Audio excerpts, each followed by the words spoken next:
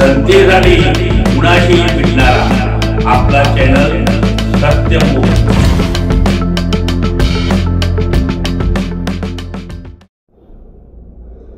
मित्रांनो, आपणास सत्यमुखच्या वतीने नमस्कार व आपले सर्वांचे अभिनंदन। मित्रांनो, सत्यमुख हे कुणाचीही बीडवाड न ठेवता जनतेसाठी काम करत असते। आज आपला व्हिडिओचा विषय आहे कोल्हापूर जिल्ह्याच्या नेत्यांना उशिरा सुचलेलं शहाणपण। चूक होत असेल तर माफ करा, परंतु हे विषय असा आहे की त्याचं नावच मी असं ठेवलेलं आहे की कोल्हापूर जिल्ह्याच्या नेते मंडळींना उशिरा सुचलेलं शहाणपण। मित्रांनो, ज्यावेळी तुम्ही जनतेच्या कामासाठी, जनतेसाठी, जनतेच्या भावनाच्या कदर करण्यासाठी, जनतेचे प्रश्न सोडविण्यासाठी ज्यावेळी तुम्ही मैदानात उतरताय, त्यावेळी तुमच्या मनातला द्वेष, राग, ईर्ष्या, क्रोध, लोभ, मोह या सर्व गोष्टींना तुम्ही त्याग केला तरच आणि तरच तुम्ही जनतेचे भले करू शकता। परंतु कोल्हापूर जिल्ह्यामध्ये उशिरा का होईना पण नेते मंडळींना योग्य मार्ग सापडला आणि हे जे योग्य मार्ग सापडलाय याबद्दल खरोखर त्याचं अभिनंदन पण करायला पाहिजे। मित्रांनो, नगरपालिका, नगर परिषदा हा सगळ्यांचा निवडणुकीचा वारा अगदी चांगल्या टप्प्यावर येऊन पोहोचलेला आहे। यावेळी गेली 11 वर्ष कागलचे हसन साहेब मुश्रीफ व गाडगे, समरजित सिंग गाडगे, ह्या दोघांचं गेली 11 वर्ष वैर होतं असे प्रिंट मीडियावाले आणि टीव्ही चॅनलवाले म्हणतात। राजकारणामध्ये आणि सामाजिक कामामध्ये वैर हा शब्द शोभतच नाही।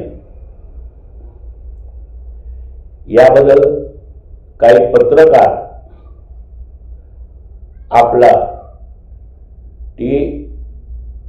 महत्त्व वाढवण्यासाठी किंवा आपल्या चॅनलला चांगलं TRP मिळावं म्हणून असे शब्द वापरत असतात आणि नसलेलं वैर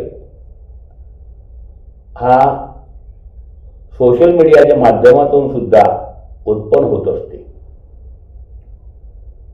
गेली 11 वर्ष एक दुसऱ्याला हसन मुश्रीफ साहेब आणि समरजित सिंग गाडगे पाण्यात बघत होते असं म्हणतात।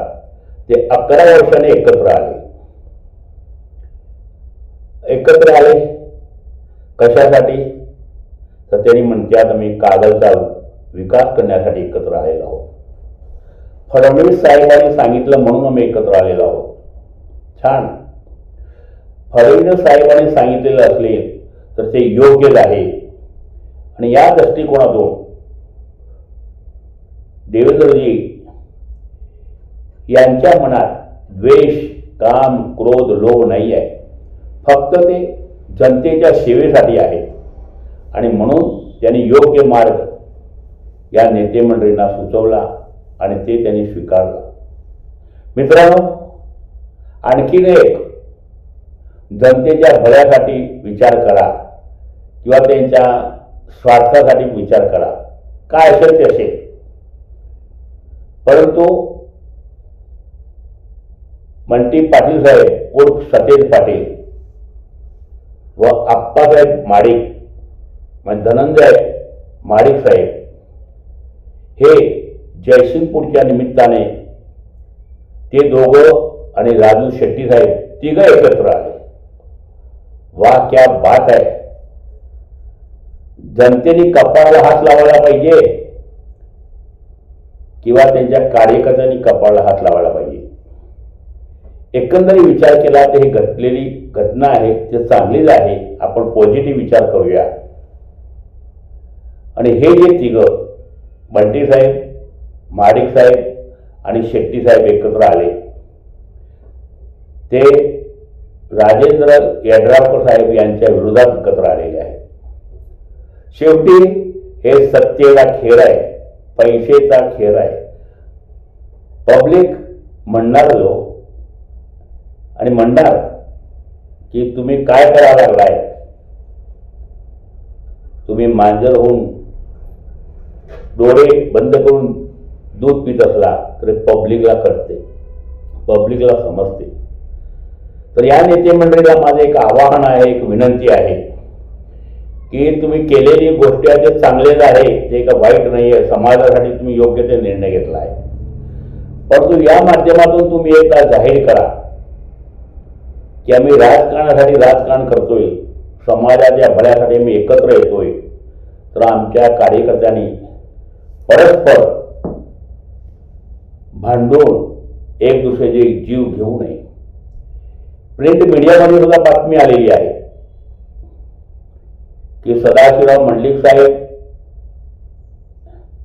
आणि समरजितसिंह गाडगे यांचे वडील राजेसाहेब यांचे सुद्धा पटत नव्हते, वय होते आणि 10 मुर्दे पडले होते असं म्हणतात. हा प्रिंट मीडियामध्ये आलेला आहे.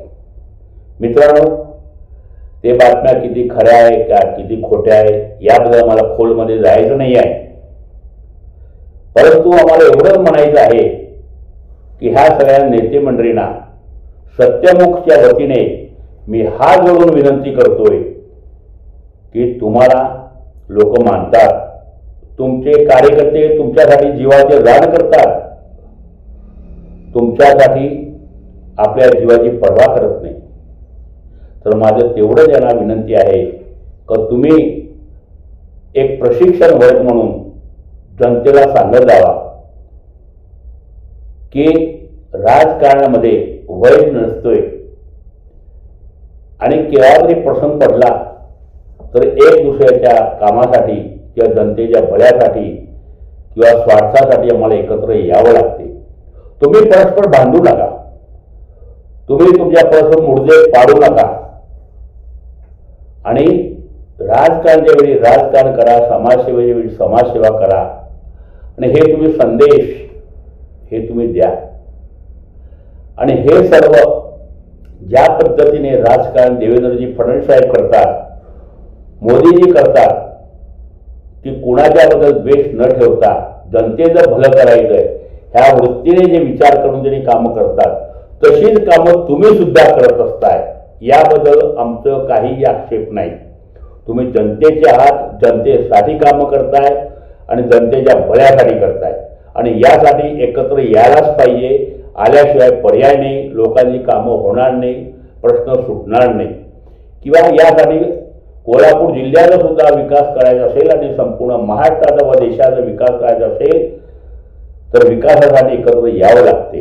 हे तुम्ही जनतेला पटवून द्या आणि जनतेला सांगा की मतदानाच्या कालावधी पुरता तुम्ही एक दुसऱ्याशी वेगळे राहा, परंतु मैत्री तोडू नका. तुम्ही एक दुसऱ्याला सहकार्य करा आणि विकासाचा जे मार्ग आहे त्या मार्गाने तुम्ही चला आणि कोणीही कुणाचं वाईटात शिरू नका. एवढं तुम्ही एक प्रशिक्षणच्या माध्यमातून त्या जनतेला सल्ला द्यायच्या निमित्तानं तुम्ही त्यांना आवाहन करा. कारण की आजचे जे पुढारी आहेत त्यांना जनता, काही जनता देवसुद्धा मानत असते, काही जनता त्यांना स्वतःचे पोशिंदा सुद्धा मानत असते आणि काही जनता त्यांच्या विरोधात सुद्धा असते. हे घडणारच, हे घडत आलेलंच आहे. रामाच्या राज्यापासून चालत आलेलं आहे आणि हे चालणारच आहे. कृष्णाच्या पासून हे चालत आलेलं हे चालणारच आहे. ह्यात काही वाईट नाही आहे. जिथं चांगल्या बाबी आहे तिथं विरोध आहे, विरोध आहे तिथं चांगल्या बाबी आहे. परंतु ह्यामध्ये जनतेचा बळी जायला नको, जनता कुठं फसायला नको, जनता एक दुसऱ्याची वैरी होऊन हे व्हायला नको.